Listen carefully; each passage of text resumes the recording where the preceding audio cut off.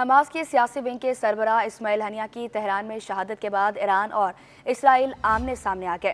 ایران نے اسرائیل کے خلاف جوابی کارروائی کا اعلان کر دیا۔ ایرانی سپریم لیڈر آیت اللہ خامنائی کا کہنا ہے کہ اسرائیل نے اپنے لیے سخت سزا کی بنیادیں فراہم کر دی ہیں۔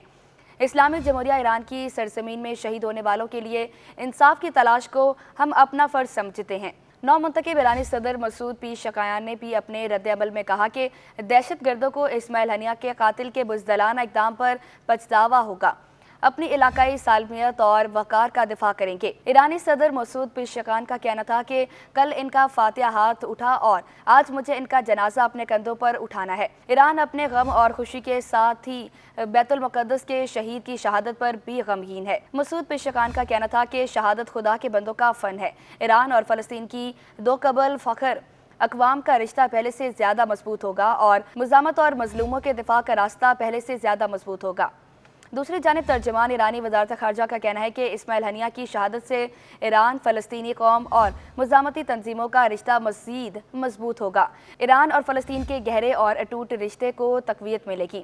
ایرانی رد عمل کے بعد امریکہ بھی اسرائیل کی حمایت میں میدان میں آ گیا۔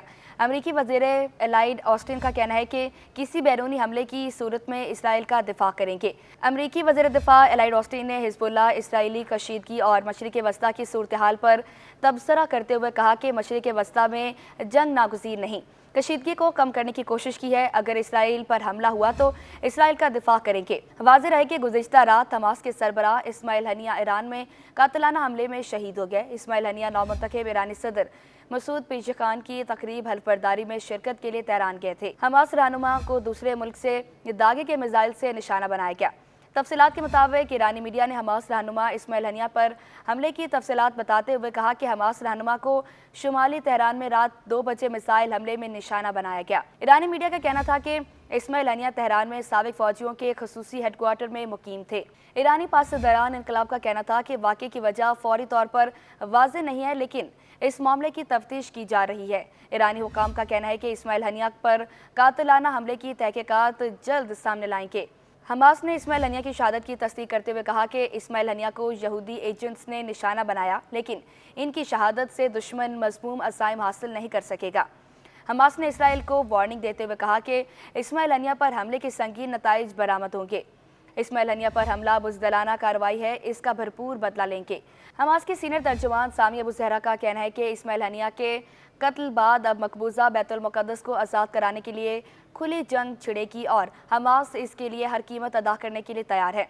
یاد رہے کہ 7 اکتوبر 2023 میں شروع ہونے والی حماس اسرائیل جنگ میں اسماعیل ہنیہ کے 3 بیٹے اور 4 پوتے پوتیاں بھی 10 اپریل 2024 کو غزہ کی پٹی پر عید کے دن ہونے والے ایک اسرائیلی فضائی حملے میں شہید ہو گئے تھے۔ حماس سے منسلک میڈیا کے مطابق اسماعیل ہنیہ کے بیٹے ایک گاڑی میں سفر کر رہے تھے جب غزہ کی پٹی میں الشاطی کیمپ کے قریب انہیں نشانہ بنایا گیا تھا۔